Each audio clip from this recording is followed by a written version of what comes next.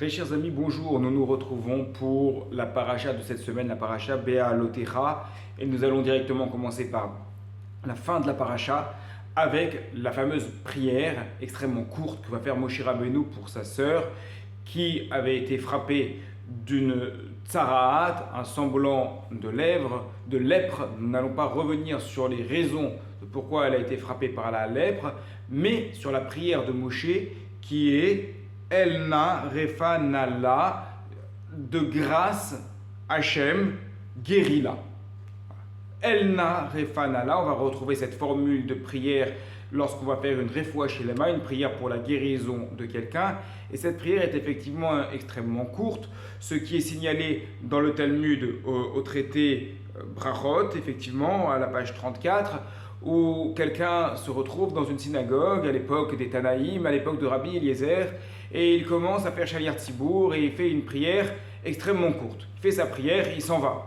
Alors les gens commencent à râler, ils disent mais comment on peut faire une prière aussi courte à la synagogue, c'est pas possible. Et Rabbi Eliezer prend sa défense et il dit il n'a pas fait une prière plus courte que Moshe Rabbeinu. Moshe Rabbeinu lui-même est l'exemple qu'une prière qui peut être extrêmement courte, Elna Refanala, de grâce à Hachem guérila, ça y est, la tefila est terminée. Pourtant, comme le note le Torah Tmima, la suite de la Gemara va nous rappeler une autre histoire.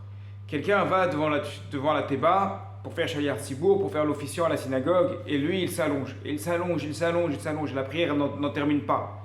Et là pareil, tout le monde râle, parce que c'est ça une Keïla, qu'on fasse trop court ou trop vite, il y a toujours des gens pour râler. Et ils vont râler. Ils vont aller voir Rabbi Eliezer. Et Rabbi Eliezer leur dit, alors est-ce que vous pouvez trouver une prière plus longue que celle de Moshe Rabbeinu?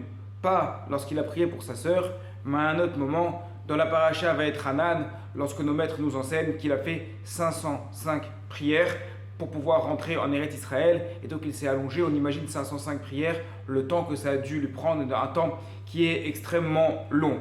Alors, qu'est-ce qui explique que parfois une prière peut être extrêmement courte, que parfois une prière peut être extrêmement longue? Eh bien, le Torah Tmima le dit d'une manière extrêmement concise. En réalité, tout dépend du contexte. Parfois, le contexte pousse à faire une prière courte et efficace, et d'autres fois, le contexte va pousser à faire une prière qui est plus longue.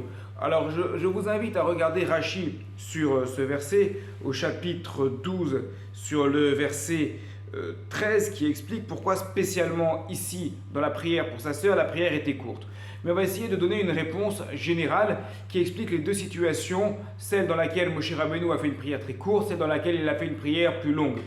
Lorsqu'il a fait une prière longue dans Vaet Hanan, eh bien il a fait une prière parce que lui-même était ce qu'on appelle taroud. Il était extrêmement préoccupé, et donc comme il était préoccupé parce qu'il ne pouvait pas rentrer en Eretz Israël, il priait pour rentrer en Eretz Israël alors qu'Hachem ne le laissait pas rentrer. Alors du coup il s'est allongé dans la prière, parce que parfois on est tellement préoccupé, on est tellement pris par ce qui nous dérange dans la vie qu'on ne peut pas se concentrer à autre chose. La seule chose qu'on peut faire, c'est de prier. J'ai une anecdote personnelle. Lorsque mon fils est né, donc il y a plus de 15 ans maintenant, eh bien, mon épouse devait faire un accouchement normal et finalement ça s'est passé en césarienne, mais c'était pas prévu, ça a duré extrêmement longtemps. J'étais beaucoup plus jeune, je ne savais pas comment ça se passait, et incapable à ce moment-là d'ouvrir une Gemara, incapable de me concentrer sur quoi que ce soit. Ce que j'ai fait, c'est des Tehillim et des Tehillim non-stop, et prier. Des fois on est tellement préoccupé qu'on ne peut faire que ça. Parce que là ça le concernait lui-même. Donc comme ça le concernait lui-même, il ne pouvait pas faire autre chose. Alors que dans la prière vis-à-vis de sa sœur, bien que évidemment il se préoccupe du sort de sa sœur, et il sait que c'est provisoire, la tsaraat, c'est pas quelque chose qui est mortel, c'est juste qu'elle est bloquée pour le moment. Donc comme il n'est pas tellement préoccupé que ça, il va faire une prière qui est certes très efficace, mais en même temps il peut continuer à s'occuper de ce qu'il était en train de faire auparavant, notamment de guider le peuple, de guider les Bnei Israël.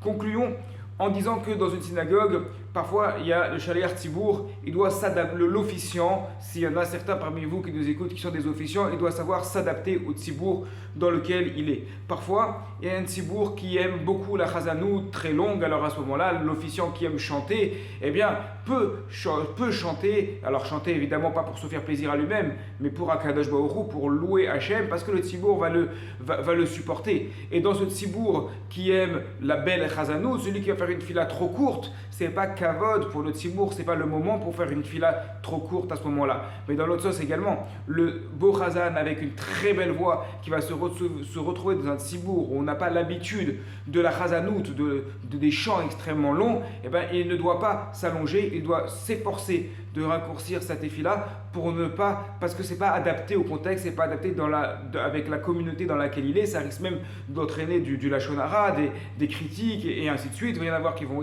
aimer, il y en a qui vont pas aimer et ainsi de suite. Donc ça, cette idée que la tefila et la longueur de la tefila, de la prière, elle dépend de plusieurs paramètres, et la chorma, la sagesse de celui qui lui-même prie pour les autres, c'est de savoir s'adapter, de savoir où il est, dans quel contexte il est, et c'est lorsqu'on sait s'adapter et faire la prière adéquate que cette prière montera le mieux vers Akadosh Baruch Hu. Shabbat Shalom à toutes et à tous.